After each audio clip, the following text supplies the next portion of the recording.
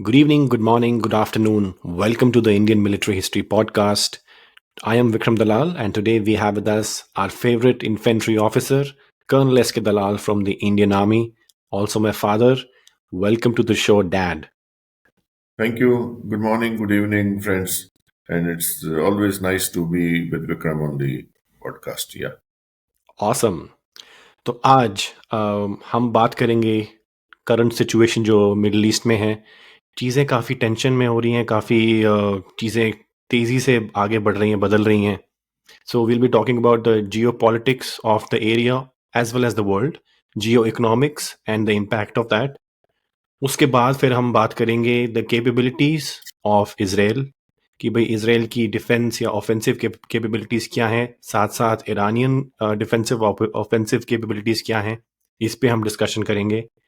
थोड़ा बहुत रेड सी से क्या इम्पैक्ट पड़ रहा है, और फाइनली आके हम ये बात करेंगे कि भाई अगर कॉन्फ्लिक्ट जो है जिस जिस रेट से एस्केलेट कर रहा है, अगर ये और एस्केलेट कर गया और if it turns out into a full blown war, तो क्या पॉसिबिलिटीज हैं, क्या क्या होने की आशंका है, क्या क्या हो सकता है। तो उसकी पॉसिबिलिटीज को हम थोड़ा सा डिस्कस करेंगे, थोड़ा एक्सप्लोर करेंगे, and that's how will go about it. So let's start of with the current situation. अभी क्या हुआ है कि अमेरिकन फोर्सेस जो कि सीरिया और जॉर्डन के बॉर्डर पे थी, उन पे ड्रोन अटैक हुआ। 3 American soldiers lost their life, 40 of them were injured. Biden को जो है काफ़ी पॉलिटिकल प्रेशर आया डोमेस्टिकली, तो उसने रिस्पॉन्ड किया है। He did some strikes in on Iranian backed militia in Syria as well as Iraq. Iraq is very unhappy, very angry about it, तो उनका भी कुछ रिस्पॉन्स है। So let's start off with the current scenario भी क्या है, and then we'll go from there. Yeah. We'll initially start with the geopolitics part of it. जब Yeah. हम थोड़ा बैकग्राउंड थोड़ा पीछे की तरफ जाएंगे, सेकेंड वर्ल्ड वॉर के बाद हमारा वर्ल्ड बाइपोलर था। एक तरफ यूएसएसआर था, एक तरफ यूएसए था। Yeah. लेकिन 91-92 में यूएसएसआर टूट गया and then it became only unipolar world, यानी कि वर्ल्ड के ऊपर पूरा यूएसए का ही कंट्रोल था। रशिया तब रशिया की हालत ऐसी नहीं थी कि वो थोड़ा सा कुछ बोल सके, और चाइना अभी डेवलपिंग स्टेट में था। उस दौरान जब ये टाइम आया 1971 इंडिया पाकिस्तान वॉर के बाद, हेनरी किसिंजर ने चाइना यूएसए की मीटिंग कराई। उसके बाद चाइना से यूएसए का ट्रेड शुरू हुआ। उस ट्रेड में मेन चीज ये थी कि यूएसए का जो लेबर है, labour is very costly in USA, तो पूरा यूएसए का इंडस्ट्रीज उन्होंने शिफ्ट कर दिया फॉर चीप लेबर चाइना के अंदर। Hmm. वो शिफ्ट करने में इनको तकरीबन 20-30 साल लगे आहिस्ता आहिस्ता, लेकिन 90s तक आते आते वो तकरीबन पूरा का पूरा उनका industrial industrial production almost complete जो है वो चाइना से आ रहा था। और उसी लिए इन्होंने अमेरिका के अंदर इन्होंने इन्फ्लेशन को बढ़ने नहीं दिया। अगर Right. American cost of labour लगाई जाए तो अमेरिका के अंदर इन्फ्लेशन बहुत ज्यादा हो जाती। उस इन्फ्लेशन को कंट्रोल रखने के लिए इन्होंने चाइना का चीप लेबर को यूज करते रहे, और उस कारण क्या हुआ कि इनका अपना इंडस्ट्री प्रोडक्शन जो है वो बिल्कुल ही ऑलमोस्ट बॉटम पे आ गया है। Hmm. अब स्टेट ये आ गई है कि यो फिर उसके बाद यूनिपोलर वर्ल्ड के बाद अब मल्टीपोलर वर्ल्ड हो गया पिछले कुछ सालों में। Right. चाइना फाइनेंशियल पावर हो गया, मिलिट्री पावर अगर ना भी बोले तो China is a big world financial power, Right. जो कि फाइनेंस सेक्टर में अमेरिका को बराबर की टक्कर देता है।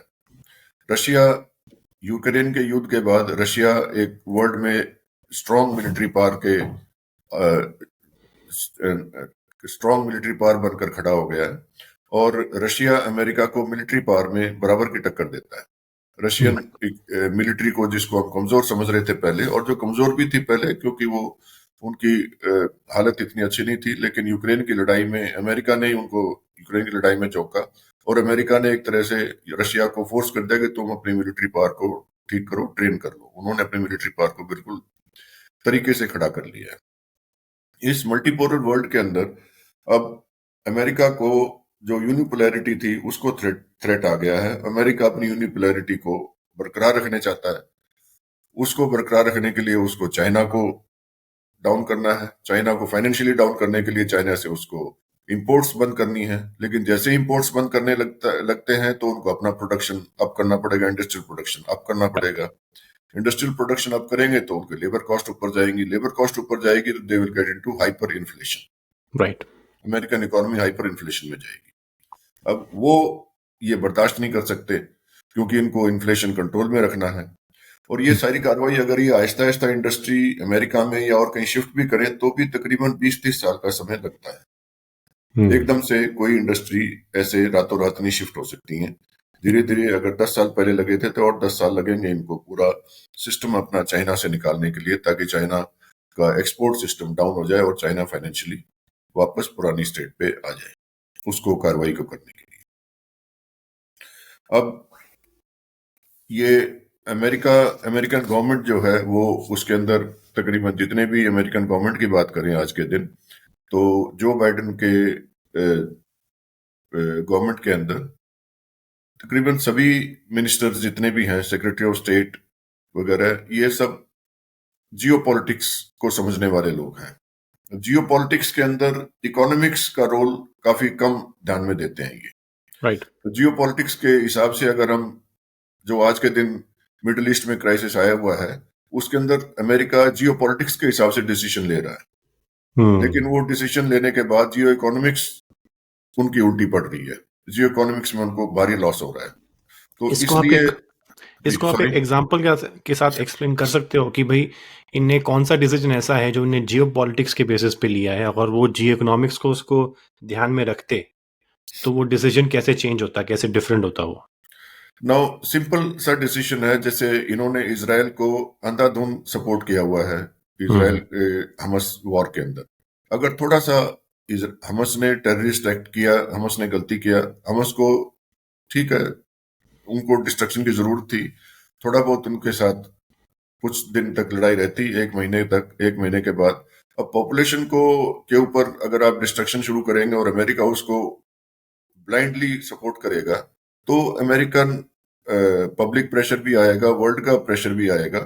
और ये जियोपॉलिटिकल डिसीजन था totally to support Israel in middle east.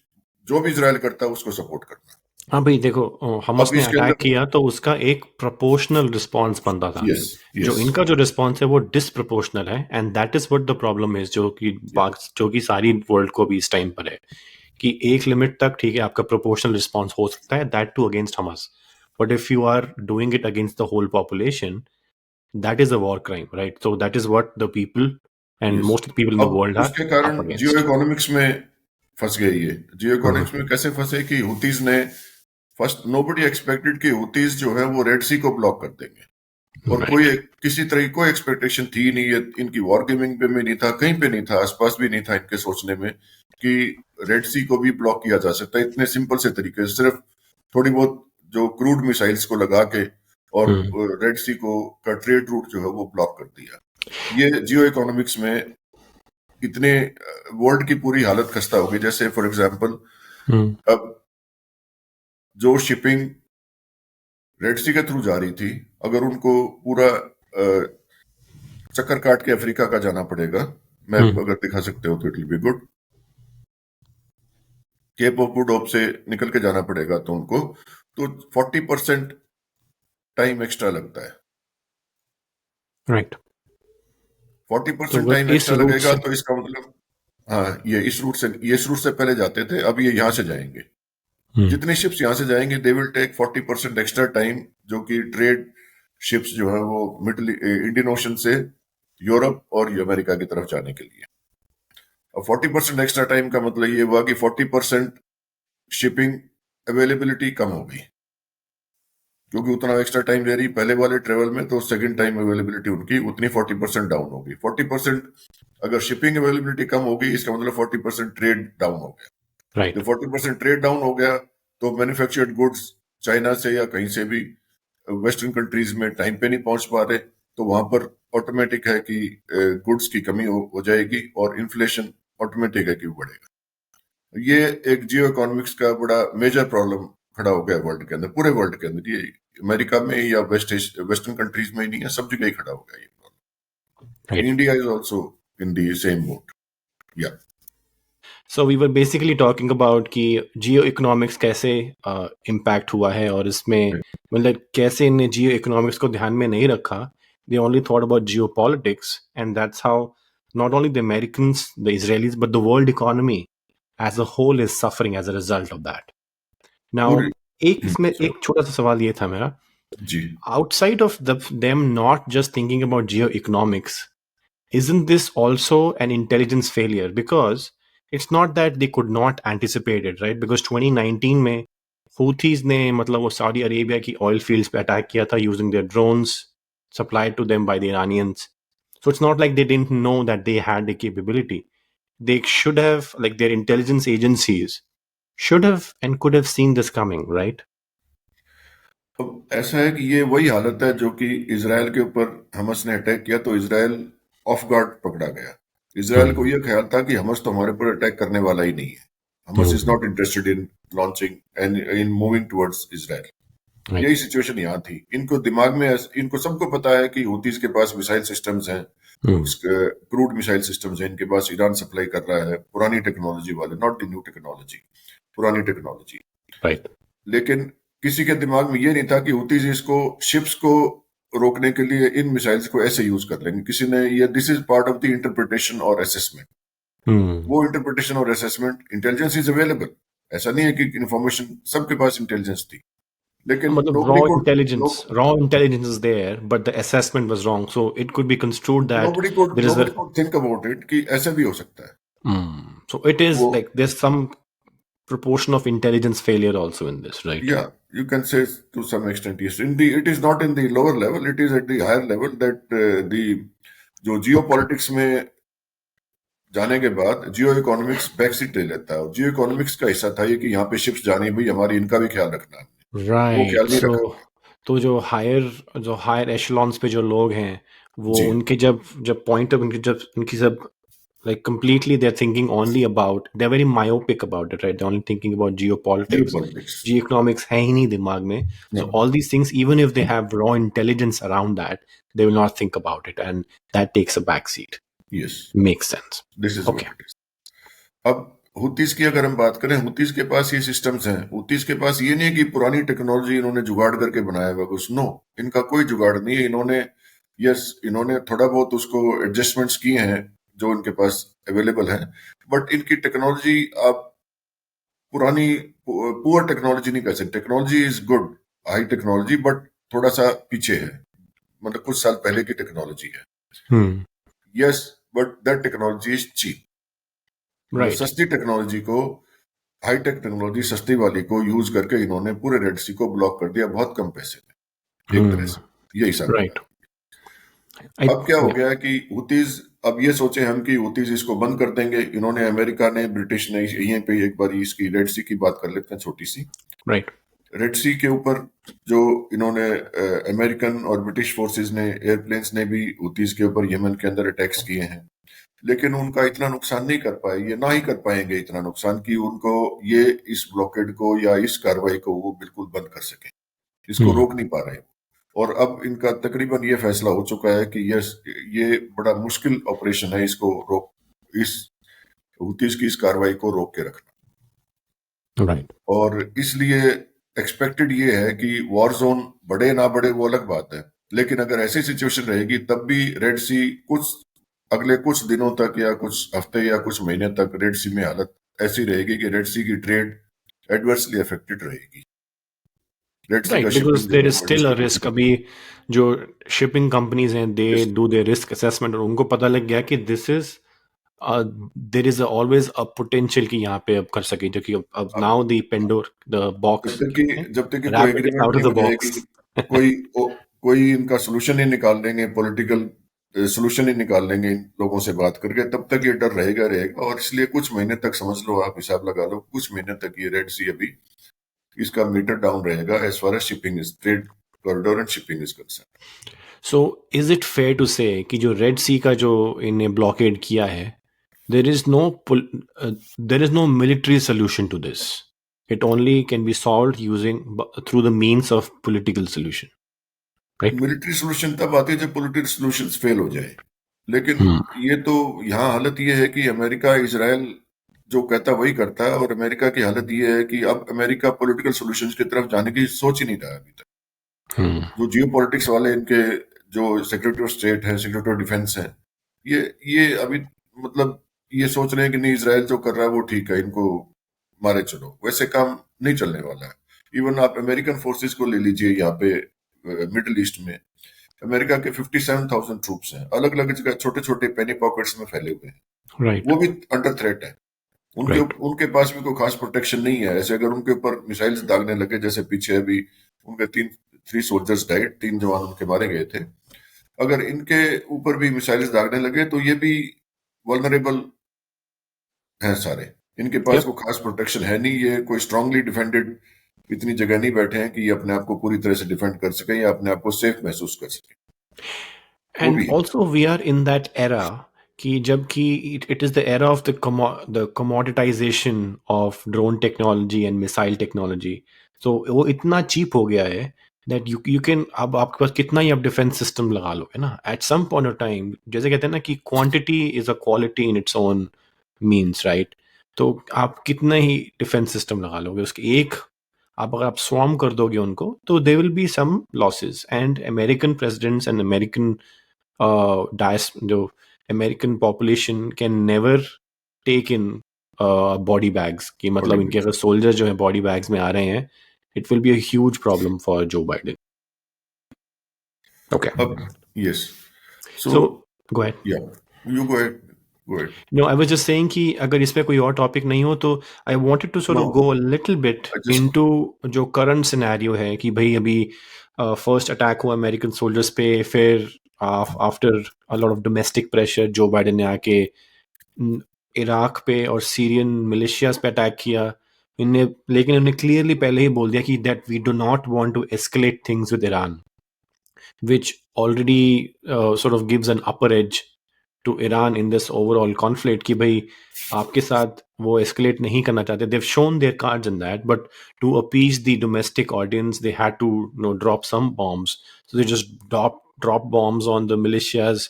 उन्हें पहले से ही उनको टारगेट बता दिए होंगे कि भाई इन पे डाल दो, and let's all be happy, and to let's not escalate it too much. And I have to, that's how I'm seeing it. Is that a correct way of looking at it? नो, ये Iran target बताएगा वो, मेरे हिसाब से ऐसा नहीं है।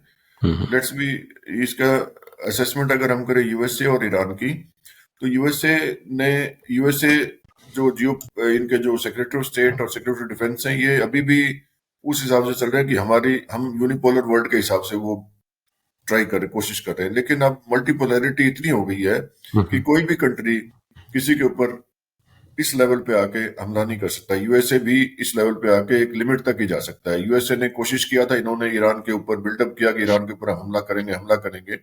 लेकिन सरकार के अंदर ऐसा नहीं है कि सभी एलिमेंट्स ऐसे होते हैं कि वो अटैक की तरफ ही बात करते हैं। There are some saner elements also. तो Mhm. उन्होंने इनको ये, अ, इनकी जो यूएस गवर्नमेंट के अंदर लोगों ने इनको समझाया भी है कि भाई ऐसे आप ईरान के ऊपर हमला करेंगे, ईरान को अगर इस वॉर में लाएंगे तो रशिया भी आएगा और चाइना की ट्रेड बिल्कुल ठप हो जाएगी, हमारा इकोनॉमी बैठ जाएगी, हमारी हाइपर इन्फ्लेशन में हम चले जाएंगे, बिकॉज ट्रेड विल, यहाँ से हमारे पास कोई ट्रेड बिल्कुल बंद होने के बाद हमारे जो सप्लाई एंड डिमांड की प्रॉब्लम बड़ी सीवियर खड़ी हो जाएगी। Right. तो दैट वो एलिमेंट आने के बाद इन्होंने अब फैसला ये हुआ है कि ईरान के ऊपर डायरेक्टली अगले कुछ महीने तक तो ऐसी हालत है जैसे हम पहले बात कर रहे थे कि ईरान के ऊपर डायरेक्ट हमला करने की अमेरिका की कोशिश नहीं होगी। Okay. That is sort of for the next few months it may be ruled out, जब तक कि हालत और कोई तब्दील ना हो जाए और किसी तरफ ना चली जाए। अब हालत आती है कि अमेरिका करेगा क्या। अमेरिका ने जितने भी ईरान सपोर्टेड मिलिशिया एलिमेंट्स हैं, जिसमें Mhm. हुतीस भी शामिल हैं और दूसरे भी इराक में भी हैं, सीरिया में, उनको टारगेट किया हुआ और उनके ऊपर वो अटैक जारी रखेंगे। हुतीस के ऊपर Mhm. भी, लेकिन हुतीस की सिचुएशन ऐसी कि हुतीस माउंटेनस रीजन है और उन्होंने अपने मिसाइल सिस्टम्स को, छोटे छोटे मिसाइल्स हैं इनके जिनको इजीली ये ट्रांसपोर्ट करके मतलब उठा के ले जा सकते हैं और लगा के फायर करके वापस चले जाएंगे अंदर। इन्होंने साइलोस बनाए होंगे, टनल्स बनाई होंगी और उसके अंदर ये सेफली रख लेते हैं। इनको मुश्किल है कि हुतीज को, सिस्टम्स को पूरे को आप इनको खत्म कर सकें, ये पॉसिबल नहीं है। उसके लिए ओके इनको ग्राउंड पे उतरना पड़ा। ग्राउंड पे उतरने के बाद, ये ग्राउंड वॉर के अंदर आने के बाद इनकी सिचुएशन डिफरेंट हो जाएगी टोटली। वो हुतीज के साथ अमेरिकन फोर्सेस लड़ने में ये वहां ऐसे उलझेंगे कि वहां कई सालों तक वहां से निकल नहीं पाएंगे। राइट उसमें भी दैट विल बी इनके लिए जाना मुमकिन नहीं है। हाँ मतलब that will be the next Afghanistan basically. आप यस, वहाँ पे यस। घुसे, आपने एक थोड़ी बहुत टैक्टिकल आपने विक्ट्रीज ली, they will always fight a guerrilla warfare, तो आप 20 साल के लिए वहाँ पे उलझ गए। लेकिन जो आपकी जो स्ट्रेटेजिक जो आपके इनिशिएटिव्स हैं उससे आप डिस्ट्रैक्ट होके आप इसी में उलझ के रह जाओगे, which no American president wants or no like defence analyst would recommend. तो उनके पास ऑप्शंस कुछ बचे नहीं। आप हुदीज को आप कितना बॉम्बिंग कर लोगे इनको? Saudi Arabia bomb them for like 7 years, उनने वो तब नथिंग नहीं हार हैपेंड। मानी उनने, राइट? So basically that. या ओके, अब इसमें हम इसराइल के इंसेंटिव्स अलग है, right? If you think about Netanyahu, right, because Netanyahu का ये था इनिशियली कि हम हमास को डिस्ट्रॉय कर देंगे। Hamas is not destroyed. उसके हमास बाद हमास तो उतना ही स्ट्रांग है, बल्कि स्ट्रांगर हो गया है। Hamas will become stronger because now they have own ने जो वहाँ की पॉपुलेशन है वहाँ पे इतना डिस्ट्रक्शन कर दिया है। Any one who has lost like many of their family members, they will join Hamas. They see Hamas as the only potential element that can fight against Israel. तो Hamas will become stronger. Netanyahu का incentives ये हैं कि भाई अगर हमने war stop कर दी without any objectives, जैसे ही वॉर स्टॉप करी, अभी तो he is a war time prime minister और वाट क्या, but as soon as the war is stopped there will be उस पे एक इन्वेस्टिगेशन होगी कि भाई October 7th को जो अटैक हुआ वो कैसे हुआ, उसमें क्या क्या लैप्सेस थे, ही वाज मिस्टर सिक्योरिटी। तो वो इन्वेस्टिगेशन कराना नहीं चाहता, he wants this war to get prolonged, right? So he is trying to और उसका इंसेंटिव्स ये है कि किसी तरह से अमेरिका को वॉर में घुसा दो। तो उसकी जो इंसेंटिव्स हैं वर्सेस अमेरिका के incentives are not aligned even though they are allies. या अब ईरान और हमस की लड़ाई की बात करें। हमस के जो सिचुएशन आज के दिन ये है कि ऑलमोस्ट 20% टनल्स ही इसराइल अभी तक उनकी पकड़ पाया है, नंबर एक। राइट, राइट, नंबर दो, ये कहते हैं इसराइल ने नॉर्थ गाजा को कैप्चर कर लिया। नॉर्थ गाजा को इन्होंने काफी डिस्ट्रॉय कर दिया है, लेकिन उसको होल्ड नहीं कर सकते, क्योंकि होल्ड करते ही इनके ऊपर अटैक होने शुरू हो जाते हैं। राइट, गजा के किसी पोर्शन को ये होल्ड नहीं कर पा रहे हैं, और ना ही होल्ड कर पाएंगे। राइट, तो इनके अब, जैसे कि आपने बताया कि हमस का पॉपुलेशन के अंदर, इवन वेस्ट बैंक में भी, what to talk of Gaza, even west bank के अंदर भी हमस बहुत ज्यादा पॉपुलर है। अगर हम वॉर गेमिंग करें इसराइल और जो इसके चारों तरफ जो फोर्सेस लगे हुए उनकी, तो हमस को Israel is not able to defeat, Hamas को नहीं हरा पा रहा है। और हमस राइट, वैसा का वैसा और स्ट्रांग होके खड़ा हो गया, नंबर एक। वेस्ट बैंक के अंदर भी अगर पॉलिटिकली अगर ये शांति हो जाती है, और पॉलिटिकली अगर हम देखें, तो वेस्ट बैंक के अंदर भी हमस की पॉपुलैरिटी बहुत ज्यादा हो जाएगी, और हमस वेस्ट बैंक के ऊपर भी पॉलिटिकल कंट्रोल स्थापित कर लेगा। राइट, लेबनान की तरफ जाए तो लेबनान के अंदर हिजबुल्ला है। हिजबुल्ला के साथ इसराइल की 2006 में लड़ाई हुई थी, और उस लड़ाई के अंदर इसराइल हिजबुल्ला से जीत नहीं पाया था। राइट। इनका स्टेलमेट टाइप हो गया था, और उस दौरान उन्होंने, हिजबुल्ला ने कुछ चीजें सीखी इसराइल से लड़ाई के बाद, और उनको अपने फोर्सेस के अंदर उसको लागू किया। इसराइल की मेरी बात करें, just sorry let me, okay go ahead. या बोलो।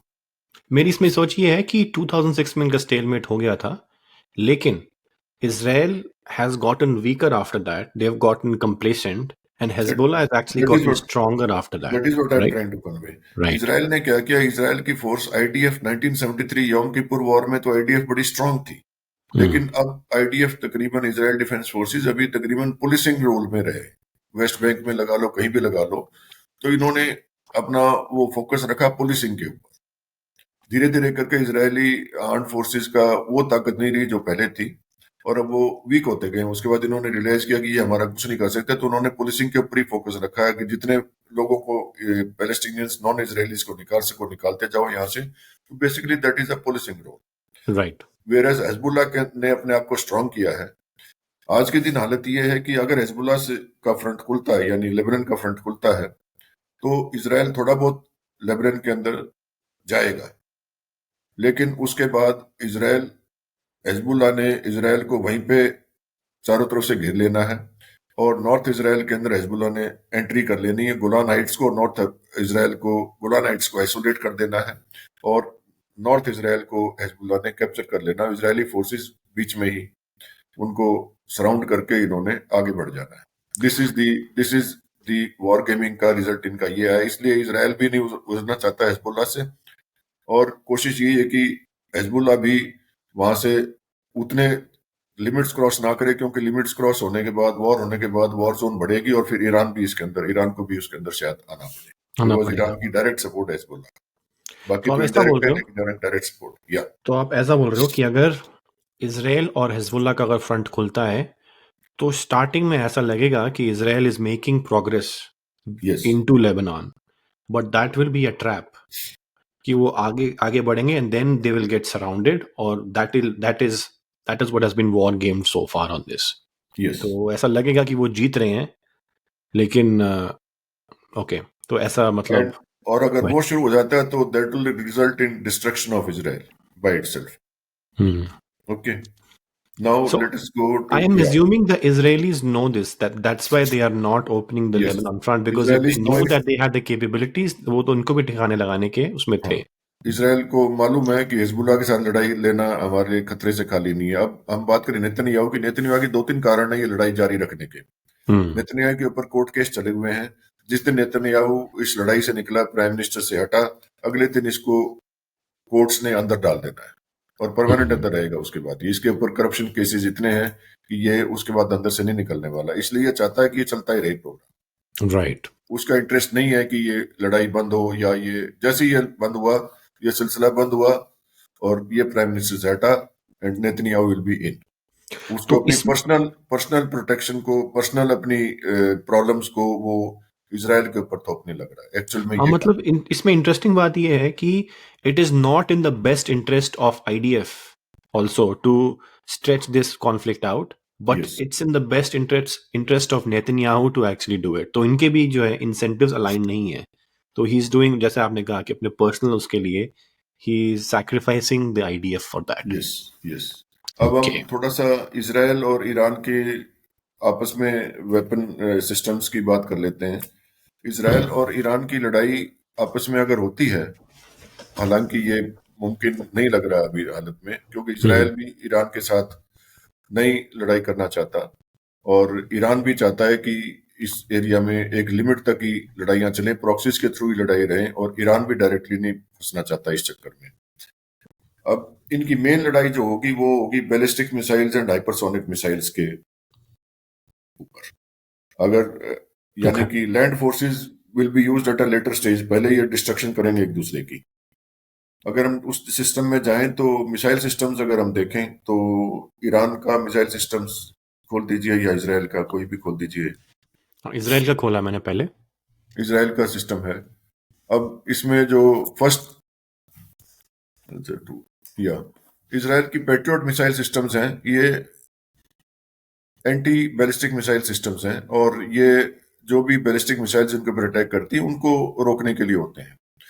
इसका काउंटर, ईरान के पास ऐसी चीजों का काउंटर, जैसे हमने पहले बताया, कि यही है कि वो ये इकट्ठे ही एक बड़ा ग्रुप मिसाइल्स का एक ही दम छोड़ेंगे। तो कुछ मिसाइल्स तो उनमें से ये पेट्रियट मिसाइल्स या इनका आयरन डोम सिस्टम रोक लेगा, बाकी कुछ मिसाइल्स वो टारगेट पे हिट करेंगी।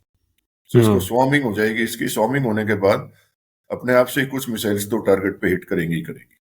This is the Patriot missile system. Next पे चले जाओ।